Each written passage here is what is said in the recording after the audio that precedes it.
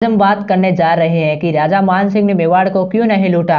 देखें कि हल्दी घाटी का युद्ध था वो केवल युद्धों की शुरुआत था। हल्दी घाटी युद्ध में इतिहासकार कहते हैं कि न तो अकबर युद्ध जीता न ही महाराणा प्रताप युद्ध जीते, लेकिन आज हमारे सामने सच आ गया है कि हल्दी घाटी का युद्ध महाराणा प्रताप ही जीते थे।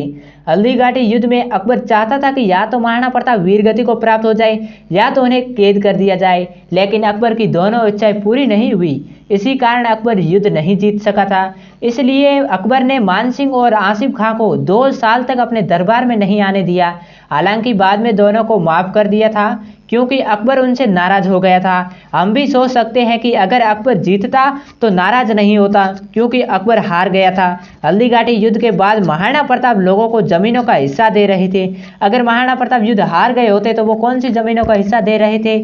इसीलिए महाराणा प्रताप तो हल्दी घाटी का युद्ध जीते ही थे। मान सिंह हल्दी घाटी का युद्ध नहीं जीते थे। बड़ा ही भयानक युद्ध हुआ। राजपूत मुगलों को काटते जा रहे थे, मुगलों को भी मारा, स्वयं भी मरे थे।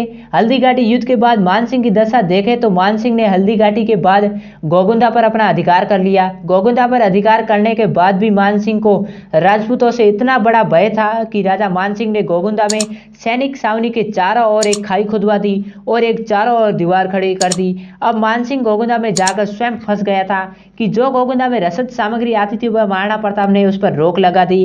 राजा मान सिंह और उसकी सेना की ऐसी बुरी हालत हो गई कि अब उन्हें कच्चे आम खाने पड़े और अपने ही घोड़ों का मांस काटकर खाना पड़ा। अब इस हालत से पूरी सेना बीमार पड़ने की बगावत पर आ गई कि राजा मान सिंह ने गोगुंदा से अजमेर जाने का निर्णय ले लिया। मान सिंह ने जाने के बाद महाराणा प्रताप ने फिर से गोगुंदा पर अपना अधिकार कर लिया क्योंकि राजपूत हार थोड़े ही गए थे, बल्कि उनका मानना था कि इतनी बड़ी सेना का मुकाबला छापामार नीति से ही किया जा सकता है।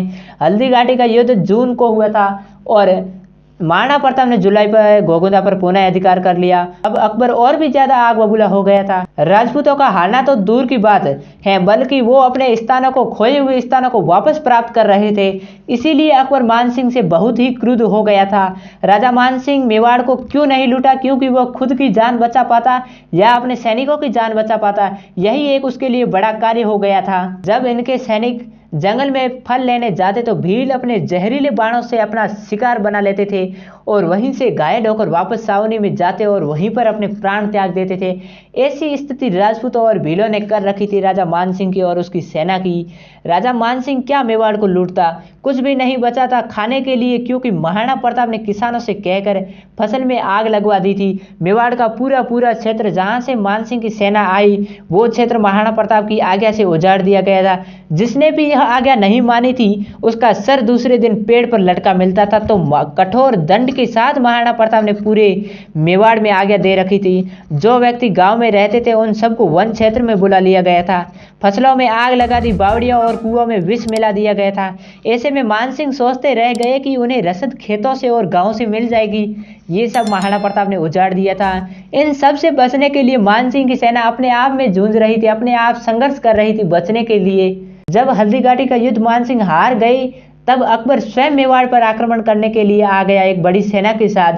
उसे रसद सामग्री नहीं मिली तो उसने मान सिंह को दोषी ठहराया गया क्योंकि मान सिंह ने रसद सामग्री की व्यवस्था नहीं की। रसद सामग्री में आग लगाना, पानी में विष मिलाना, गांव खाली करना, ये एक पुरानी नीति थी और यही नीति महाराणा प्रताप ने अपनाई।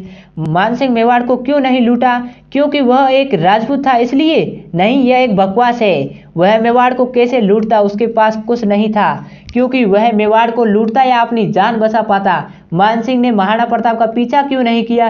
क्योंकि वह कुछ कर नहीं सकता था। ऐसी हालत महाराणा प्रताप ने उनकी कर रखी थी। आज हमने यहाँ तक चर्चा की है। अगर आपको यहाँ तक वीडियो पसंद आए तो वीडियो को लाइक कर दीजिए और चैनल को सब्सक्राइब जरूर कीजिएगा। धन्यवाद दोस्तों।